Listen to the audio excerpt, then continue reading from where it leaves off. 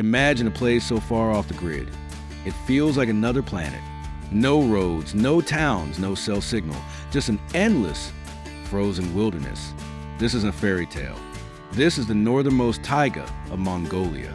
And here, amidst this forgotten world, live the Tsaatan, the reindeer people. For generations, they've been guardians of an ancient way of life, one of the last truly nomadic groups in Central Asia. But time is not on their side. Fewer than 300 remain, and even fewer still live entirely off the land. We came here not as tourists, but as quiet observers, hoping to understand their incredible resilience.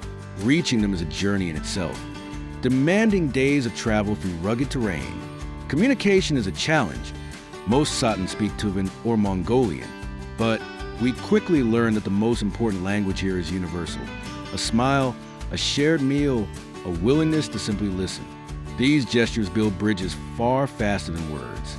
We were invited into their yurts, a cone-shaped tent ingeniously built from canvas, skins, and the abundant larch wood. Inside, a small fire crackles, socks dry by the warmth, and the air is thick with a comforting scent of pine and wood smoke. It's simple, but it's the beating heart of their home, providing warmth, light, and the means to cook in temperatures that can plummet to minus 50 degrees Celsius. For the Tsaatan, reindeer are more than just animals. They are life itself.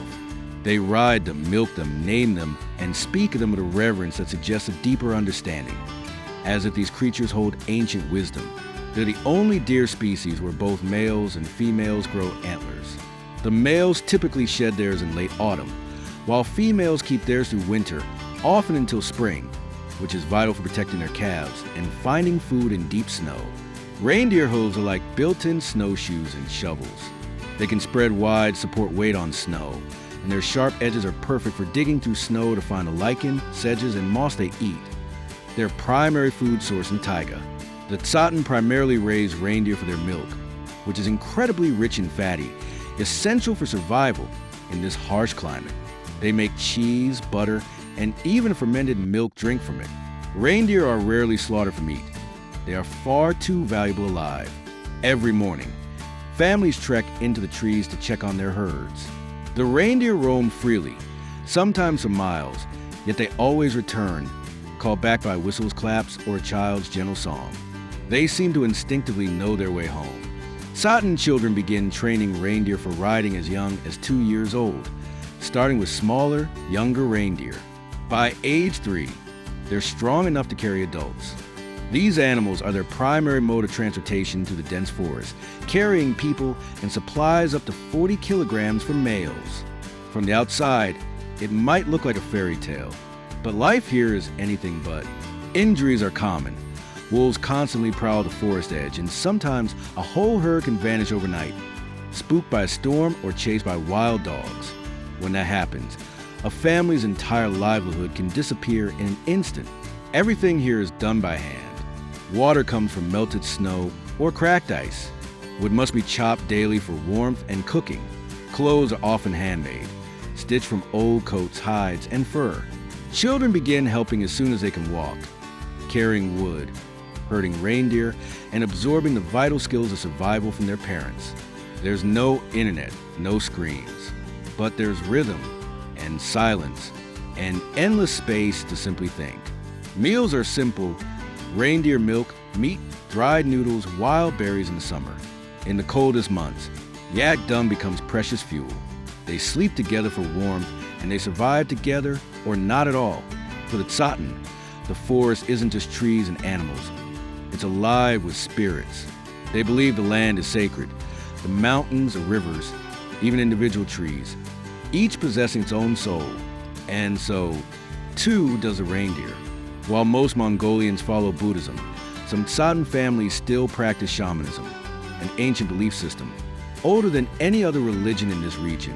When sickness strikes, reindeer vanish, or a new camp is needed, they consult the spirits. The shaman becomes a bridge. Through chants, dances, or even trance, the shaman calls upon animal ancestors, forest guardians, or deceased family members for guidance.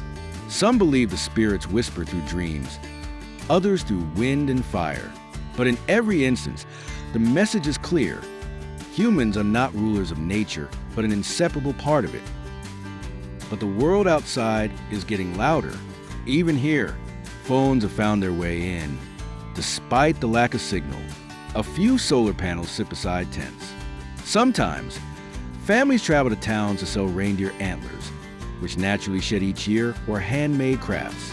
Young Tsaatan now see things their ancestors never imagined: bustling cities, vibrant televisions, neon lights, and instant noodles.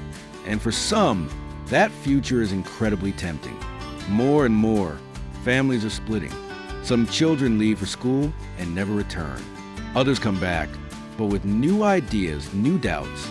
Each year, fewer people choose a forest, and fewer reindeer are born. In the last 50 years, the number of nomadic Tsaatan families has dropped by more than half. In this world, so distant from ours, time moves differently. There are no schedules, no alarms, only snow, silence, and the soft steps of reindeer in the dusk. The Tsaatan don't live easy lives, but they live deeply, present, connected, in a time when much of the world is speeding up. The Tsaatan remind us that meaning can be found in slowing down, that stories can be passed without phones, that families can stay warm without walls, that we don't need to conquer nature to truly belong to it. Maybe one day, this extraordinary way of life will vanish. But for now, the fire still burns, the reindeer still walk, and the Tsaatan still carry the forest in their heart. Thank you guys for watching. Do make sure to hit the subscribe button to follow for more fun travel content.